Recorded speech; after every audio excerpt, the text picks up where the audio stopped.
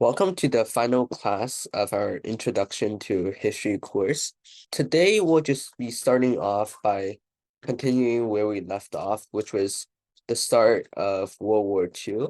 I thought it would be helpful to cover the German tactic during World War II. This is what they mainly did during World War II to help them win battles. The name of this conflict is called Blitzkrieg, which translates to lightning strike. The main principle of why it was very successful was because it has its focus on attacking extremely quickly, which means they attack so quickly does not have enough time to react. And furthermore, they also have airplanes supporting them within their attack. As they're attacking, it's not only the land forces helping them attack, but there are also other divisions of their military also helping them. And therefore, it's a really effective surprise attack. And this is how they took over Poland. So as you can see, here's a diagram summarizing the process. First, they attack and then they penetrate, which basically just means in this case to attack even more. And finally, they encircle, which means that take over the enemy forces. Main weapons that they use to do this is tanks. They would drive tanks up to the enemy forces. This would be called attacking. When their tanks go through your forces, defeat you, that would be called penetrating. And then finally, when their tanks form a circle around you, make sure you have nowhere to go. That's called encircling. Because it's really fast, it covers a whole bunch of land, meaning it can take over mass amounts of territories in very short periods of time. The second concept that's very useful when you're talking about World War II, because it's a central theme, at least in the beginning, in the diplomatic world, called appeasement. Appeasement, it's giving a nation what they want. When you have an aggressive nation who wants something, is demanding that thing from you, you want to appease them. The way you appease them is to put it in simple words. Just give them what they want.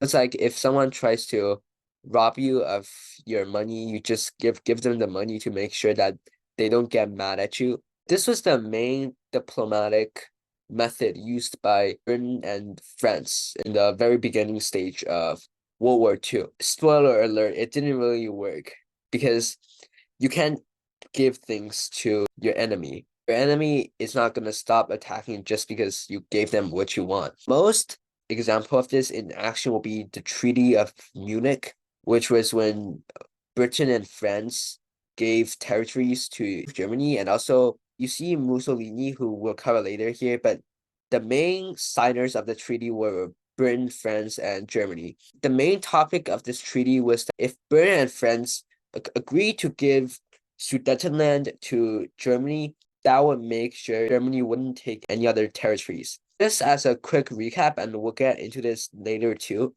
Sudetenland is this territory in the Czech Republic. Right now, it's a part of the Czech Republic, but back then, it was a part of Czechoslovakia. Germany wanted this territory for themselves because the official excuse that they gave was a huge population of ethnic Germans living within that territory, so therefore that territory should be theirs. But they wanted this territory very badly. So Britain and France, they didn't really want a conflict with Germany because they wanted to preserve world peace. After World War I was already dramatizing enough and violent enough for most European nations. So Britain and France didn't want to fight another war. They agreed to give this territory to Germany on the condition Germany would promise and sign this treaty with them, also called the Munich Agreement, which said that Germany wouldn't take any more land. Now, let's do a recap of the territories that Nazi Germany conquered in the beginning of World War II. So firstly, they first started their legacy of conquest by producing more weapons than the treaties allowed at the end of World War One. So if you recall from our previous lessons, remember that one of the punishments for Germany was that they couldn't produce weapons. The main reason for this was just to make sure they were just a weak nation, incapable of fighting a war. Second reason was to make them look bad. You used to be a strong nation, but now you came and make your weapons and you have to be controlled. The first thing that Germany did with the rise of Hitler and Nazism was that they produced more weapons. So they just disobeyed this treaty. Britain and France just stayed quiet on this. And then they started expanding land. Firstly, in 1938, they took over Austria. This actually wasn't that violent because Austria actually held this vote and they decided to join Germany. But what followed was a lot more violent. In 1938, Germany took over Sudetenland with the previous side, the Treaty of Munich, or the also known as the Munich Agreement with Czechoslovakia. The most violent was in 1939, which was the official start of World War II. That's the most official definition of when World War II started. So 1939, they used this tactic of lightning strike to take over Poland. So they invaded Poland. They also violated the terms of this treaty and invaded the whole of Czechoslovakia. So they took over the entire nation. This was the official start of World War II. The sides of the war are a tiny bit different from World War I, but they're still somewhat similar. Keep in mind that this exhaustive list of all the countries that were involved in World War II. It's just some of the major players that were the most involved. The Allied powers are France, Britain, and the US. And the US also joined a bit late in 1941, but we'll cover that later. And the Axis powers. This time it's no longer the Central powers, it's the Axis powers. The Axis powers were Germany, Italy, and Japan. This is just a map of what's going on in Europe right now because the wars really started. We've been talking about Europe, so this map just shows the start of the war. So the dark blue colors are in Europe, but the World War II was also going on in Asia at the time too. And if you look at this map, the territories of Nazi Germany, the territories that they already had, slightly lighter blue. These territories right here are territories that they took over or under German occupation. Light blue territories, or like this, these territories are countries that are allies of Germany, so they're friendly with Germany. The green areas are areas occupied by the Allied powers. It's countries that are not friendly to Nazi Germany.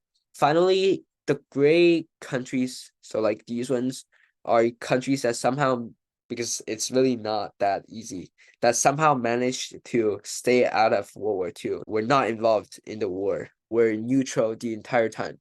You may see there's a patch of green right here in the Middle East.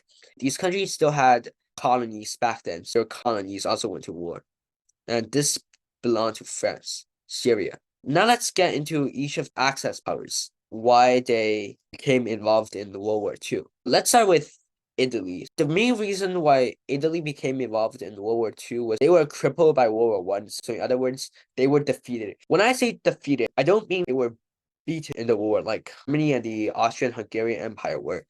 They were one of the key winners of World War I. So they did win the war. They won the war.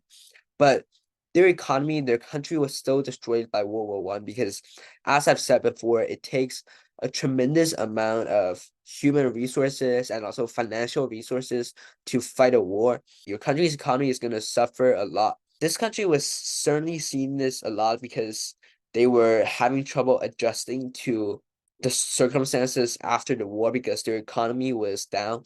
Why they started this war of aggression was they felt World War I was unfair to them. One of the key terms of World War I on the Allied sides was that if you fought on our side after the war, you would gain some territories and some benefits from us. Italy, for some reason, thought that the way they were treated after World War I was unfair. They thought that they hadn't received enough compensation for what they put in during World War I. Felt that they were deceived by Britain and France. This means that they felt like they were treated unfairly by these two countries. And the key reason they joined the war, the key person who was leading this whole thing was this guy named Mussolini. He was the key leader of Italy during this time, and he was the one who ultimately drew Italy into this war. He promoted this ideology called fascism. It's basically the Italian version of Nazism. The ideals are somewhat similar in that they're both extremely nationalistic. They believe that their own country is the best. If you know some ancient history, this isn't covered by the course. Italy used to be the home of the Roman Empire because Rome is the capital of Italy. Italy was once the base, the home grounds of the Roman Empire. By this time, by the 20th century that we're talking about, Italy had already become this side nation in Europe. The key nations in Europe with the most amount of influence and the most powerful nations were Britain, France, and Germany. They wanted to restore their legacy. They were once this huge and great nation, ruled over basically the whole of Europe, but now they're this side nation. As before, history repeats itself. So when there's a huge group of common folks who are feeling upset about some situation, they're extremely angry. So the Italians of this time are angry they didn't receive enough benefits from World War I. They're also angry they used to be this great nation that ruled over all of Europe, but now mid of nowhere place that no one really cares about. The person who took advantage of all of this anger was this person named Mussolini. He started this party called the Fascist Party of Italy. Its main central principle was to restore the Italian legacy. It's make Italy great again as it was in the days of the Roman Empire. The only way that you can expand your territory is through war, right? So we're gonna see a lot of this Italian armies just invading other countries and trying to gain land throughout World War II because that was basically their main goal within the war. One difference that they had with they placed their anger and their frustrations on one particular ethnic group, on one group of people. Italy didn't really place their blame on some group. It was more just generic type of I want land, give me land, rather than hate for some type of group. So this was one huge difference. The second Axis power in World War II was Japan. It's actually really similar to Italy during World War II, the ways that they were fighting and why. Do you know about the geography of Japan? It's this really small island nation, a piece of land in the middle of the ocean. So they want to expand their territories. The way that they did this in the 20th century, because they saw their chance. First, they conquered Korea. They took over the nation of Korea in 1910, just a few years after World War I. This was actually the first demonstration of weakness by the League of Nations, which was an organization that we talked about last class. The League of Nations, it was supposed to talk about peace, right? It was supposed to maintain international peace. But Japan conquered this sovereign nation, and the League of Nations at the time, the international community, didn't really do anything, didn't really say anything. What they did condemn Japan a tiny bit and criticize Japan, but Japan basically just brushed that aside. The League of Nations showed that it didn't really work about this time. The second nation that they invaded was China in 1931. When they officially invaded China with this whole bunch of troops is actually in 1937, which was 6 years later. They already started sending troops to China in 1931, and they took over Manchuria, which is now northeastern China. They took over a region of China with their troops in 1930-31. The reason why they aligned themselves with Germany was that both nations wanted to increase land. When you're fighting a war, you tend to ally yourself with nations that share the same ideals as you. That's not really a practical way to say it. A more practical way to say it, and both nations have mutual benefits. That's when some kind of treaty, some kind of alliance formed between the two nations. The reason why Japan could benefit Germany was both nations were busy increasing land. They were busy increasing their land mass during this time. The three nations of Japan, Germany, and Italy, which would become the Axis powers, signed this mutual defense treaty that said that if one nation became attacked, they would all defend that nation, and if one nation declared war on another nation, then all the nations would have to declare war on that one nation. This was basically how World War II. If you compare World War I with World War II, you'll see that it's actually quite similar. When there are treaties involved, if one nation attacks another nation, then this nation has to declare war on that nation, and so on and so forth. So Before you know it, it's all gonna snowball into this huge war. The way that the two wars started are actually really, really similar. 1940, I'm skipping some battles here because I'm only going for the major battles of World War II. So in 1940, a major battle was called the Battle of France. Germany invaded France because France is the main fighter against Germany in continental Europe. Britain does not really count here because there's like a channel, there's a sea between continental Europe and Britain. France is basically the only nation Germany is able to reach by land borders. France made a huge mistake. It was that they were relying on what they had called the Maginot Line. It's this defensive line between the border of France and Germany. Here you're asking, what exactly is a defensive line? What does a defensive line mean? Line of weapons and tunnels that can be used to defend a nation against attack. France built this line at the end of World War I to defend themselves against Germany. They were afraid that a war against Germany might happen. The reason why this was a mistake, because Germany didn't invade them through the border with France. They rather invaded through Belgium. Germany took a path that they didn't really think Germany would take. And as a result, France was quickly defeated by Germany during this time. Germany invaded through Belgium and yes, took over Belgium too, just to invade France. This was the reason why France lost. They weren't really expecting Germany to invade to Belgium. They thought Germany would invade through their land border directly with France. But Germany saw this coming, so directly avoided the Maginot Line that they had. If you think about it, France was kind of really poor during, it was like really sad for France. They spent all that effort building a Maginot Line, but it didn't really work. In fact, they didn't really even see much use. They didn't really use the Maginot Line at all because Germany just avoided the line, took another way in. And yes, France got defeated. It's kind of unbelievable how quickly it basically only took 1 year for France, this major European power, to get defeated from 1939 to 1940. But yes, France gets defeated in 1940. Germany successfully fights their way to Paris and takes over the country of France. That's the first nation down. So the first reason it's because the Maginot Line, as shown by the PowerPoint. A second reason was because of their really underestimated Germany. France, they were more relying on their military knowledge from World War I. They were expecting trench fighting. If you can't tell by their fence line called the Maginot Line, trenches, all kinds of forts and stuff. They were expecting trench fighting. They were expecting Germany to dig trenches and hold this really, really long war with them. This is what they were preparing for, right? Germany had their own military tactic of blitzkrieg. So they were attacking really, really quickly. You didn't even have time to dig your trenches to hold them down. France essentially saw a different type of attack coming than what Germany actually attacked them with. They also underestimated Germany because they thought that Germany had less weapons than they had. From a logistic point of view, Germany supposedly did not have enough forces to attack them, but history proved them wrong because Germany did attack them. This was the reason why they lost.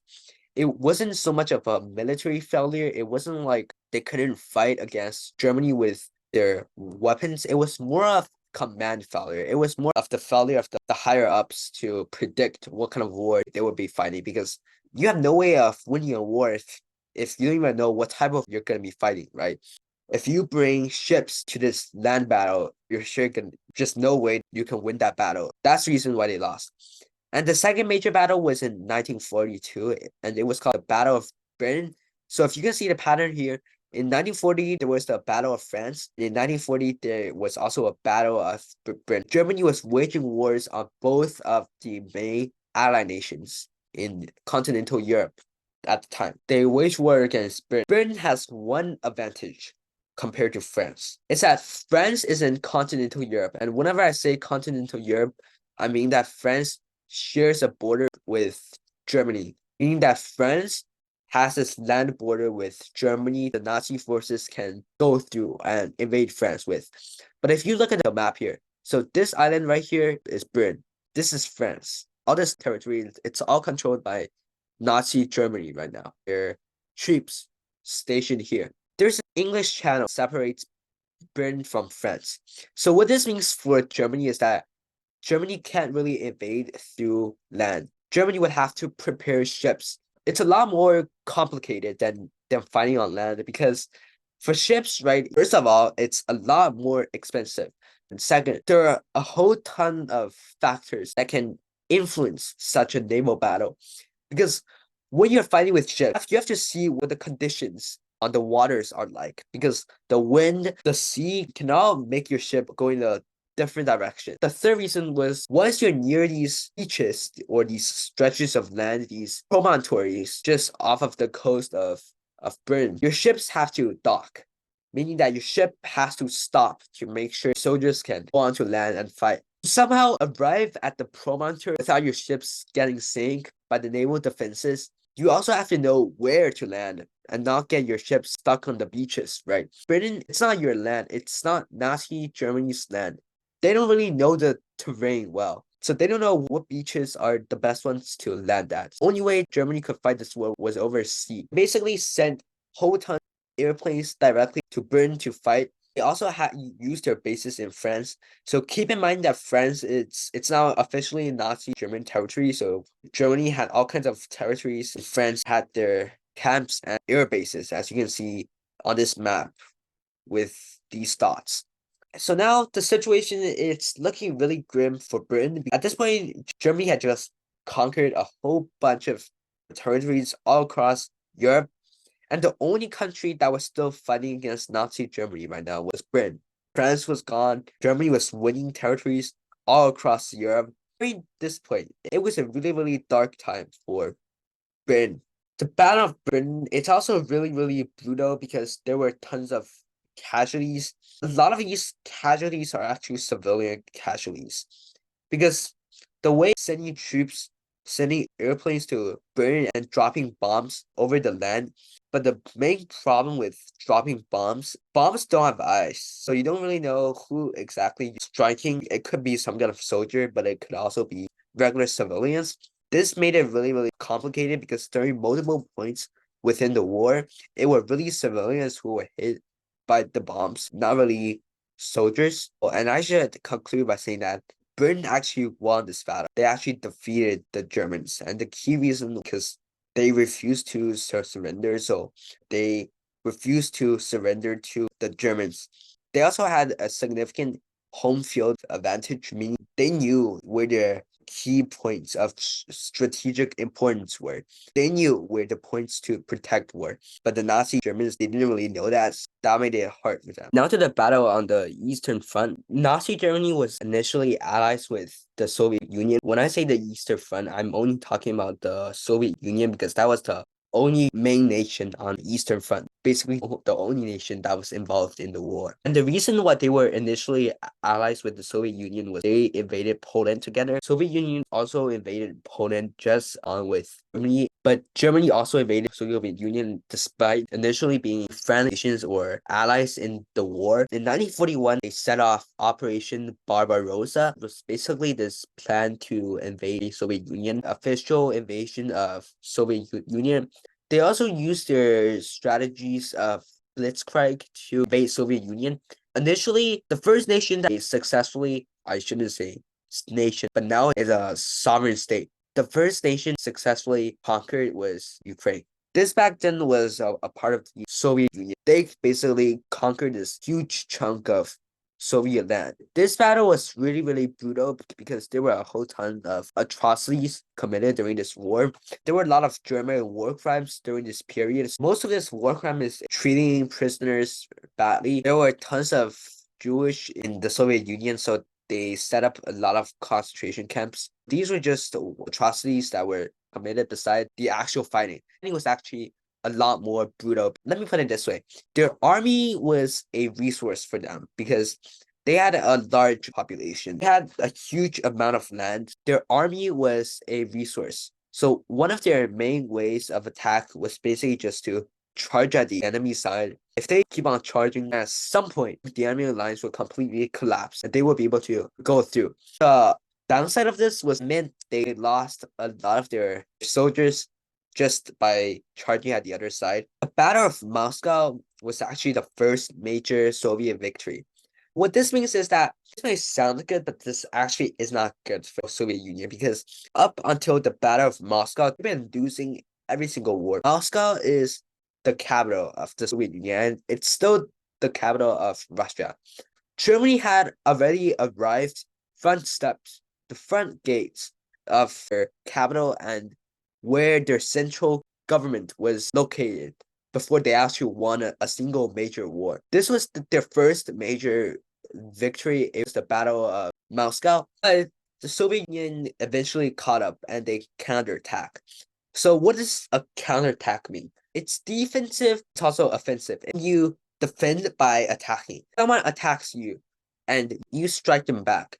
That's called counterattacking because you're not directly defending yourself against the attack, but your way of defending it's by attacking them.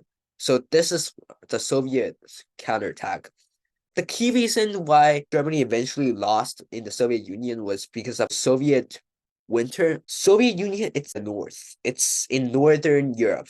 At least the European side, it's really, really cold. If you were the general of an army, when you invaded this new country, you don't only have to consider what it takes to win. You also have to consider how you're gonna sustain that kind of troops. How you're gonna make sure your troops and all these troops were Germans, right? They're not native to the territory of the Soviet Union, which means that they don't have the same experiences when dealing with these really, really cold winters. Soviet soldiers, they've been living their whole lives. So they know what they need to do during the winter to make sure that they don't freeze to death. But the German soldiers don't. German commanders also don't. So none of them took any defenses against the Soviet winter. And this was the key reason why they lost the war in Russia. The main place of their defeat. If you ask some historians, they would tell you that this actually is the turning point of the Soviet War, the entire World War II, as well as the war against the Soviet Union or the Eastern Front. It was when things started to look bad for Germany on the eastern side. And this was the height of their counterattack against Germany. Firstly, the city of Leningrad does not exist anymore. Its name has been changed to St. Petersburg. Don't get me wrong, this city still exists. It's just that its name got changed. This is this major city within the Soviet Union. Germans wanted to take it over. When you're fighting a war, you want to take over the cities that are important. You don't want to take over some kind of faraway village in the middle of nowhere. You want to take away the central cities that are most important. On the bottom here, it's fun fact. Napoleon actually also made the same mistake when invading Russia. The reason why Napoleon failed to invade Russia and they got defeated was because they didn't know how cold Russia was, didn't really bring enough preparations, and they didn't really make enough resources to counter the Russian cold. And they also invaded during the winter. So both Napoleon and Nazi Germany invaded the Soviet Union during the winter month. Or I should say, they were fighting in the Soviet Union during the winter. That was a huge mistake for them because they all froze to death. Maybe Nazi Germany could have won the war if the winter wasn't so cold. But the winter was a line of natural defense for the Soviet Union. If you look at the PPT so far, most of fighting has been going on in Europe at this point because France, Britain, the Soviet Union, Germany, Italy, right? But one nation, one major nation has been left out, which is the United States. This is when the United States comes in. It was in 1941 that the United States became involved in the war. The event that got them involved was the Pearl Harbor. The Pearl Harbor, it's when the troops of Japan attacked the United States naval base at Pearl Harbor. It's this naval base in Hawaii. It's not a part of the continental United States. It's this chain of islands in the ocean.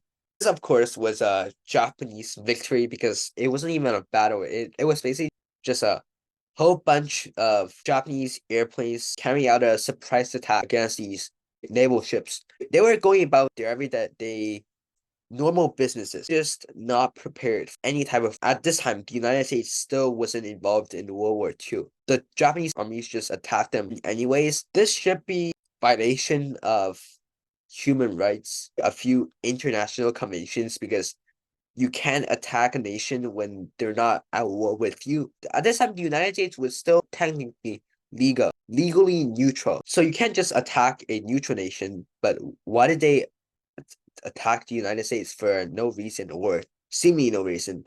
There were two main reasons. First reason was the US was bound to join the war. It was a major nation, right? How can you fight this international war without a major nation joining at some point? It was only a matter of when the United States joined the war, completely unavoidable in their eyes. Why not attack them first and make the United States not be able to fight the war? If you attack them first, you would have a head start on the war. This was the first reason. And the second reason was, remember how I said the United States was technically neutral? The reason why I added the word technically was the United States, it wasn't really neutral. It wasn't directly involved in the war, but it was already tilting toward the direction of the Allies during this time. They provided weapons to the Allies in what would be called the Lend-Lease program. It's pretty complicated how exactly it worked. Just supply Britain with weapons to fight the war. They also supplied China with weapons to fight the war as well. It wasn't really neutral. It was more close with allied nations. The main war the United States fought with Japan in the start of US or American involvement in World War II. Most of the battles were fought with Japan. That's where American interests clashed with Japanese interests the most. The time period of the battles Pacific between mainly the United States and Japan was between 1941 and 1945. They were the Battle of Midway, the Battle of Iwo Jima, the Battle of the Philippine Sea, the Battle of the Coral Sea, and the Battle of Okinawa. They were quite brutal too. Most of them were sea battles. Ships would fire at each other in the Pacific. As I've said, the battles were chiefly between Japan and the US. This area is the closest to the respective nations. The key results the Pacific was that Japan persisted. Japan did not surrender because they had what's called a Bushido, was their official doctrine. The Japanese army. It was this idea that you should never surrender. If you have to surrender, just commit suicide. I'm saying Japan persisted because the United States was already winning the war in the Pacific against Japan. If you think about it, Japan was also fighting a war on multiple fronts. You never want to fight a war on multiple sides because fighting one war, it's bad enough for your economy and it's straining enough. It puts enough stress on your armed forces. Fighting two wars will make it even worse. Japan was fighting 3, 4, 5, maybe even 6 wars at the same time. They were actually fighting a war in China during this time. Also had to fight the United States in the Pacific at the same time. Japan did not really have that many resources to fight so many wars. This is the reason why they were struggling to fight at the end of the war in the Pacific theater. As this war went on, it became more and more defensive because their time was also running out. Regardless of all this, they were refusing to surrender. They developed what was called the strategy of suicide bombers. They couldn't fight the US with enough resources, just drive planes into the US Navy ships, just a way of fighting.